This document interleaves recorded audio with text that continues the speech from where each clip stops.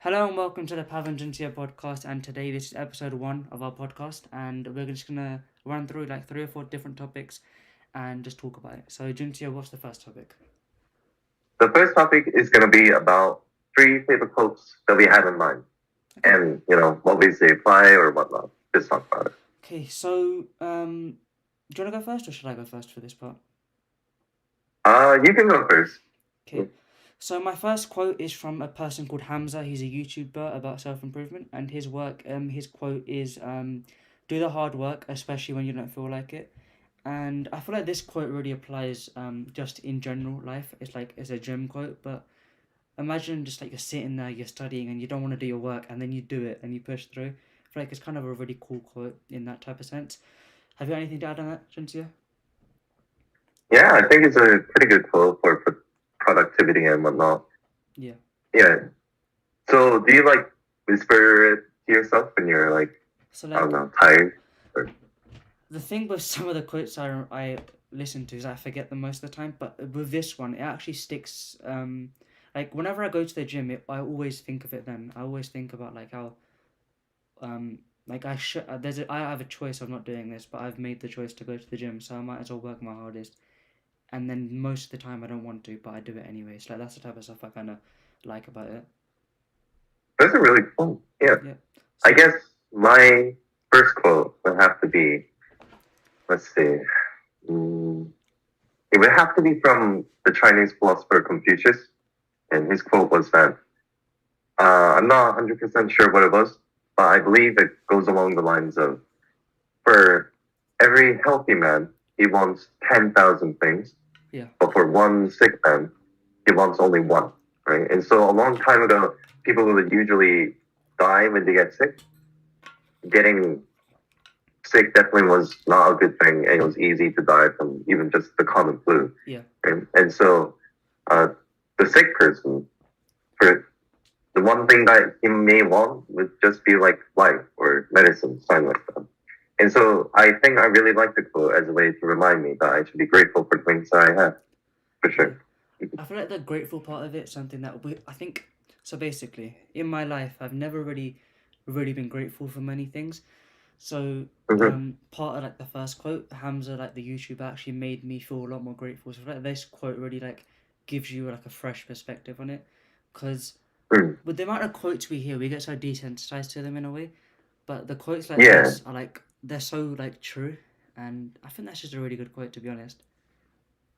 Mm-hmm. Yeah. So about That's the what I quote, do. Like, yeah. So I made this like journal thing, and like every single morning, I like wake up and like write 3 things I'm like grateful for, and that's the type of stuff that I feel like these types of quotes implement in your life. To be honest, like I've got like, let me check, I've got like so many pages. I wrote about you in this book as well. I feel like I'm grateful to have a friend like Really? you. Yeah, I'm grateful to have a friend like you. Like this was today. Like I wrote about all of that. So I feel like it's just Thank you, it's just, pal. That's really sweet. I appreciate it. yeah, I just My feel like heart is very yeah, warmed it's by a really that. cool thing to like gratefulness and gratitude. I guess is just like a thing that we should all embrace. So I feel like that quote does a really good job of that. So, For sure, yeah. anything else you want to add on that quote? No, you can go on with your next. Okay. So my second quote is from Kobe Bryant, and this quote is similar to the first one, but just a bit different. It's rest at the end, not in the middle. And basically, everyone knows who Kobe Bryant is. He said this quote was from his teacher in high school. I think that's what he said. Mm-hmm. So basically, the way I live by this quote in a way is that whenever we're doing something like a test or something, we always like our mind always wanders away, and then you kind of feel like, oh, in the future I want to do this. But then if we sacrifice that type of thinking and like future whatever, and like replace that with hard work, I feel like eventually in the future we'd actually, instead of thinking about that type of stuff, we'd actually experience it. So let's say I was like in a test or something, and I'm like, oh, when I go home I'm gonna relax and everything, and then I don't do good on the Right. test, like the physics test. But then instead of thinking about the future or thinking about what I'm gonna do after I do this, just work hard now, and then you'd get the reward in the end. Yeah, that's a pretty good quote. Anything you'd like to add on Very that? nice. Or no? No, I'm good. All right. But actually, wait, what was the quote? So the quote is rest at the end, not in the middle. Oh, right. Yeah, Okay. because people Sorry. usually Just making sure I heard that right. yeah, while they're doing, like, if this was the scale, like, while they're here, they're thinking, oh, I wish I could be here. But then when they're there, they're not there because they didn't think about it. Like, they didn't work hard in the middle. So I guess that's kind of the way you Yeah, can put it. All right. So pretty your second poetic quote. that one. Yes. My next quote would have to be First Nation quote I heard somewhere. Not 100% sure about this one either, and not for the next one either. But the quote goes along the lines of listen, or your tongue will make you deaf. I think it's just a really poetic play on words and just telling you to listen more. Right? Because we really do forget that listening is actually a really good characteristic to have, to be a good listener and everything. It really helps emphasize like empathy with other people, and you know, it could be really helpful socially and everything. And so, and also it's beneficial to your own life too, right? Yeah. If you're like listening to a professor or something. Yeah. And so, I think that quote is actually a really good one to just improve your life overall. Do you know when that quote, like, when it was made in a way? Like, who said it? Like, what time? Do you know or not? No, I don't know. I just heard it somewhere. I feel like that applies to now. Like, we've talked about it a lot. About like social media and everything. About how like we're always distracted, and like right now, if you were talking to me and I was just scrolling on my phone or like not paying attention, like that itself just creates so much of a split in society. So like if we just have the skill of listening, could be like such a big thing. It can make such a big difference. So that quote is that quote is actually quite good. So my third quote now, right?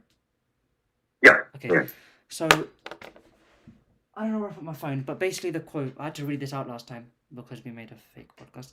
But the third quote is it goes along the lines of, it's like a shame if a man never sees the full potential of his strength and all his capabilities. Like I butchered the quote, but you can find it. It's from a Greek person called Socrates, I'm pretty sure. So anyway, that quote, like, remember how I said the Hamza quote I listen to in the gym or think about in the gym? For whatever reason, this every single time I walk out the bathroom after having a shower, this quote always, like, it always comes in my head because obviously you see yourself in the mirror, and then I'm like, imagine I grow old, like, not 30 is not an old age, but imagine I go to 30 and I've never experienced like the true like possibilities of what my body could like look like, and I feel like that's just a really good quote, not just for like bodybuilding because that's obviously the context it was given in, but just in life generally. Like imagine if someone's like a chess player, like imagine they didn't become the best chess player they could have been, or like someone's an athlete, they didn't try their hardest to really have a go at it because we only have one life in the end. So that's such a good quote, I feel like, just to motivate yourself and discipline yourself. Yeah, when you were talking about it, it actually reminded me of something I also heard that was kind of related to it. It was like the richest place on the earth is like the graveyard, not like some sort of diamond mine or like I don't know, some sort of bank. Because in the graveyards are like so many dreams and so much potential of people, and but they couldn't fully live it up, and so they died with their potential. Like just imagine like sitting on your deathbed, like thinking like, if I just worked harder and wasn't on my phone or something, like I could be so much more. Because at the end of our life, no one's gonna really remember scrolling through TikTok, and I can prove this right now by asking you, what was the last 5 TikToks you watched? Like, yeah, I have no idea. I'm not pinning it on you because you're not the only person, but like every single person that's on TikTok or anything, we don't even, like, what happens is we're scrolling, we don't want to do it. I don't know if that's just me, but like we're doing it and I'm like, you know what, I don't want to do this, but I've got nothing else to do, because our mind's our mind's so like consumed by all this like dopamine, and like eventually we become desensitized, but because we're so lazy we don't know what else to do. So yeah, like that's really good. So your final quote, like the third one? Third one, I'd have to say was again, not sure about it, but it was, beware of the dog who does not bark and the man who doesn't talk. Yeah. And that was also from an indigenous person, I believe. Not too sure about the origins of it. And so it's like a poetic thing. It's not really applicable to life, I would say. It's just something interesting. Yeah. But yeah, dogs will bark to keep people away or to give a warning. But if the dog is willing to kill you, then the dog won't bark to scare you away. Yeah. Yeah. And the same goes for the man. It would be, equivalent to a person not really like tricking you, I guess, into trust, Yeah. or just not like giving any warning or like scaring you away. Like beware of the person who kind of, yeah. Yeah, that's also like I feel like that really makes you think about the people that you're around because at our school, like I said before, so many people talk so much, but they never do anything. Like, there's so many people that say, I'm gonna do this, I'm gonna do this, I'm gonna do this, and like, they've never done anything. But then there's other people that are like silent. And remember, we had a presentation at our school. Like, do you remember like the one where I was really interested in it, like the business guy? Yeah, Yeah. yeah, yeah. So like people That at our one. school that spoke so much, they never went up to him at the end. But then I walked up to him and then I was looking at people. Like I've never seen half these people, but they had so many like different ideas and like they had like so many business ideas and everything. And I was like, they never show that they have all these ideas and they just have so like they're not dangerous. But if you think about it in like a fighting way, they never show anything. But they're the ones that are the most dangerous. Like that's just a really good quote. I think it's cool. Yeah, that's a good connection that you made there, Yeah. Todd. Very nice. Right. So your third quote? I already did my third quote. Oh, yeah, I forgot about So it. the second All right, but topic, yeah, that's the first topic. That was 11 minutes. So I think that's pretty good for the first topic. The second topic, mhm. I think we spoke about this before. Is what do you think about like the stress students have and like cause we're an IB, obviously it's not only applicable to us, but like in general, like what do you think about the stress and do you think it's important that we stay stressed in a way? Yeah. I mean, I feel like it's important for human beings to actually have stress. Now that you asked the question, it actually reminds me of the experiment. But I think they put hamsters in like this sort of utopia like place. And so there's a bunch of like rats or hamsters lying somewhere. And then they gave everything that they could have possibly gave for like just a eternally happy life, I guess you Yeah. could say. And so they had like water, they had food, they had lots of social life, and so on and so on. But then eventually, what happened was that I think, yeah, the hamsters or the rats started becoming really aggressive, something like that. And so they became super aggressive, and it was just stirring up a lot of problems and everything. And I think he was another person connected to this idea. I think it was called The Notes from Underground, but he was talking about I think, the communist utopia that they're always thinking about. But he theorized that if it actually did come to play, Yeah. then it wouldn't actually work out because people will find a way to break the system to create conflict out of nowhere because our bodies need that sort of survival threat or survival stress. Yeah. And so it's important that we don't just like, you know, so much like you were saying before, just like the dopamine flood all the time, just living a completely comfortable life and everything like that. It kind of drives us insane sometimes, right? Which is exemplified in the hamster or the rat thing. Yeah. And so, yeah, it's important that we stay relatively stressed, but important to not become too stressed for too long as well, because that's obviously unhealthy. Yeah, that's the other extreme of it. Like you could have lots of other issues and like probably more physical health issues like your like in biology like the heart issues and stuff like that. If you're constantly living Yeah. in that cycle, then it just has a negative effect. So it's mainly just about balance, to be honest. Like you have to have Yeah, the stress in your life, and if you, I'm not sure how much you believe in it. I'm not sure how much I believe in either, but like the evolution kind of thing about how we started from like monkeys or whatever and become like what we are now. If you yeah. if you kind of put that into, if let's say that's real for a second, we will have some of the habits of the people of the past, and they Yeah, had a mindset of having to survive, and they didn't have comfort in the way we do. Like they don't have these nice warm beds and like comfortable clothes all the time. They're always living like, especially the men, like we have to protect, we have to do this. So like that's kind of drilled in us in a way as well, like biology or like whatever, genetically, whatever. So I feel like it's definitely something that we can embrace, and we have to be comfortable because right now, so that we're living comfortably, we're never gonna be want to put in that situation. But once you're in the situation, I feel like you genuinely just have better results, and that happens mhm, to me as well. Like when I'm like the social project that we did, um, when I was stressed about it, I did the most work I did, and when I'm comfortable, I just didn't want to do it. And that brings me on to like another kind of thing. I remember telling you about it. I Hmm. learned this from a Andrew Huberman podcast, and it's about the power of our expectations and like how so like we're sitting here now, and we said that by Monday we have to make 5 more podcast episodes, or otherwise we're gonna die. But then that will make us want to. Obviously, that's not gonna happen, but that will say that okay, we're gonna do all of them right now, so we can get them published and Yeah, everything. yeah. So like the power of expectation is that like if we put ourselves under this stressful situation for a short period of time, it can give us good results in the end. That's a good point, Yeah, actually. Yeah. Stress is a very good driver when it comes to completing stuff. yeah. Yeah. It's like the balance, like I said. Like if you're never stressed out, you're never gonna achieve the stuff that you could potentially achieve. Hmm. It's like, I guess in a way, it's almost like homeostasis, if Yeah, you think about it. yeah, It's like one side of the extreme, the other side of the extreme. You can't be too cold, you can't be too hot. yeah. You have to be right in the middle. Mhm. Like our favorite example, if you can guess what it is, the yin and yang. We always talk about it in Oh, physics, yeah. like how you have to The have. balance thing. Yeah, since you're like, you know the most about it. Like, just is there any way you think you can relate it to stress? Well, I mean, yeah, I guess you could say so. It's like yin and yang. It's like there's the positive and the negative. They don't necessarily mean like good and bad, although it may be characterized as that. But it's like just a combination of two things. And so it's like order and chaos. You can find the order and chaos itself, which is why there's like a black dot in the white.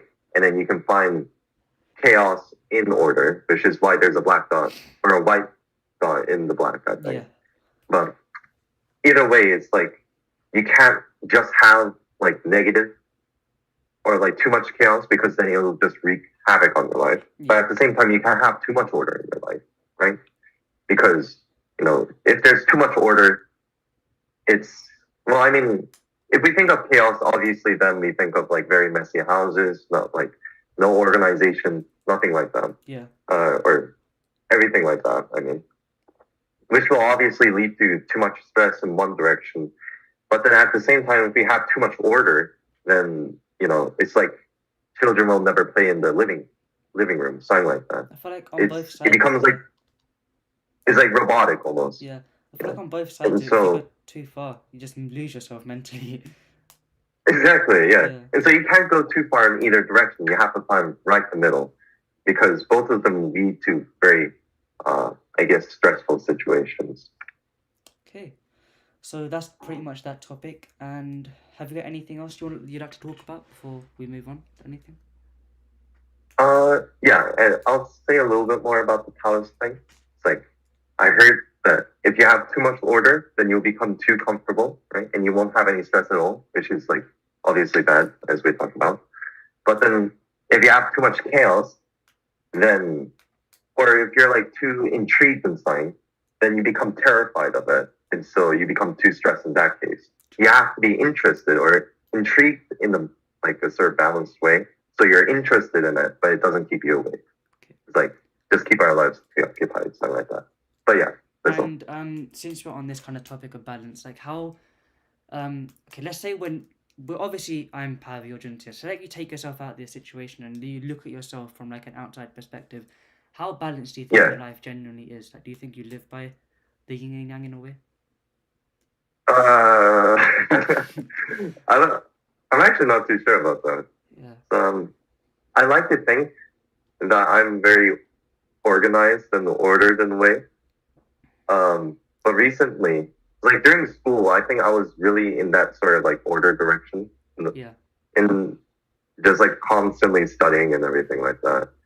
But then after the unit test, or actually the day before the unit test, I kind of fell apart. I was so exhausted. yeah. I just completely went back. I was just like, okay, I'm not gonna work anymore. I'm so exhausted. Yeah, I'm just gonna watch And it. so I kind of fell apart, I gotta say. So for me, I feel like I kind of go through like stages. Just imagine for 2 weeks I would be absolutely perfectly balanced, and then like for the next couple of weeks I couldn't get out of bed or something, and I feel like it's so hard to maintain like perfect balance because then at that point we generally just be robots. So I For feel sure. like it's really difficult to do it, but I feel like if you kind of just have that mindset there of like I'm gonna try it, I feel like it would just bring the same benefits. To be honest. hmm I think that's a good point too. Yeah. So the next kind of thing I want to talk about, this probably be the last topic. I was watching a video. It's actually not nothing to do with like podcast or anything. I was watching a video about Logan hmm Paul, and he said something about how to get like big on YouTube, and I kind of took it away from YouTube and just like in general life. And he said that momentum's like really important because just to think about it, imagine we recorded a podcast video every single day and we made a video every single day for like a year. Eventually, Yeah, yeah. just because we keep going, we're gonna either become really good at it, and we have it takes like no time out of our day, and we just become so like effective, and then we'll just get bigger.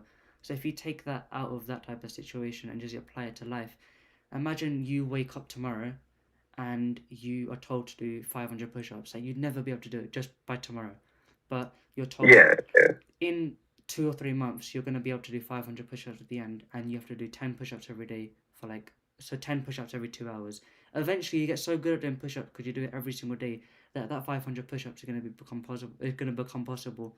It's like the momentum of like we keep doing daily things. I think is really like important. So anything you'd like to add on that? For sure. Yeah, it's like the sort of momentum that you're talking about. It's like I think it's definitely applicable to basically everything that Yeah, we pretty much dedicate everything. ourselves to. It's like you can't just get really good at soccer or archery like right away. It's something that you have to build up on. Yeah, But it's like you can't train once per year. You have to keep on doing it, right? Periodically in a rhythmic way, I think.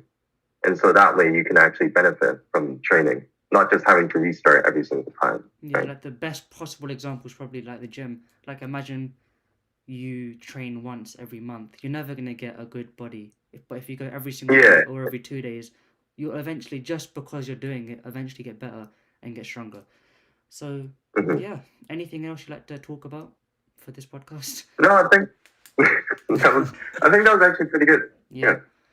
So, if you guys enjoyed watching the podcast, please leave a like, comment, and Juntia, what should they comment? What should they comment? Yep. Okay. If you do have any favorite soccer teams, please mention your favorite soccer team. Okay, so favorite soccer team. And before we actually go, I've got one more topic we can quickly talk about. If you Okay. had to have your dream guest, what would your dream guest be? It would have to be the man, the man himself, David Thompson, best map maker in all history from Britain. Went to Canada a long time ago. I think I'm not too sure about the date, but I do know it was a long time ago, and it was not the Canada that we know today. Yeah. But yeah, it was very interesting. I'm reading a book about it right now, as you can tell. And well, actually, I'm not really reading it. It's been a while since I read it, but yeah, it was really interesting, and it's very cool to see the perspective of someone else in the past. And so, yeah. Okay, so if you had to ask him one question, we won't do two because we've obviously done this like 5 times. But if you have to ask one question, what would you ask him? I would ask him, what's the biggest thing that he learned from, he obviously went from Britain to Canada, Yeah. which was a long time ago too. And so there was probably a big shift in sort of lifestyle and motivations and goals and aspirations and whatnot, right? Yeah. And so it would be interesting to ask him, like, what's the thing he learned most from, traveling all through Canada, making all these maps, talking with all these other people, and all this drama that happened in between. It'd be interesting to see what are some things that he learned from those experiences. Any words of wisdom that you could possibly give. Yeah, that makes a lot of sense. Like obviously, that type of person back then would have to like, I don't know how to say it, but someone like that then would be like Elon Musk now, where they're like just doing everything like in such a good way compared to everyone else. Like it's such an amazing person. Like we forget, like in history, we've had so many amazing people that we just forget about today. Like we almost kind of scoff at them. Like even us, like in English, we forget or we say that Shakespeare's not amazing. But like if you really think about it, the stuff that he done to still be relevant today, he must have been amazing to think. If you like deep it like that, it must be kind of cool. So, For sure. my dream guest probably would be Hyung Min Son, because of the connection he has to me and Juntio. That's like the perfect person to talk about. Obviously, because Juntio is Korean, and I'm a Tottenham fan, so that's the thing I talk about. The question I'd ask him is probably because he moved from Korea to Germany, then Germany to England, and he could potentially move to other countries. Like, what's his tips on like learning different languages and like how he learned different languages?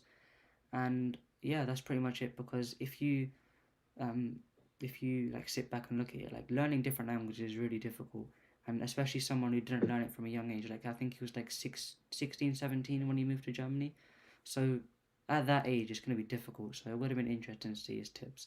So anything else you'd like to add, Gentia? No, but yeah, it's definitely. You're really right when you're talking about the connection between the two of us. I feel like he kind of joins us together. Yeah, like In a way. that's the one person we both know, like pretty much the same. Yeah, Yeah. yeah. All right. It's a good example, though. Very good choice. Okay.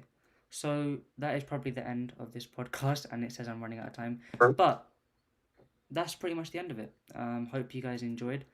Well, this is episode 1. Please leave a like, comment your favorite quote, and one. Wait, no. What did you say? Your favorite quote? Is that what you said? A favorite football player, I would Okay. say, or soccer team. I mean, Favorite soccer Yeah. team or football team, however you want to look at it, and your favorite quote. And yeah, that's pretty much the end of the video. Hope you guys enjoyed watching it, and we'll be back with episode 2 soon.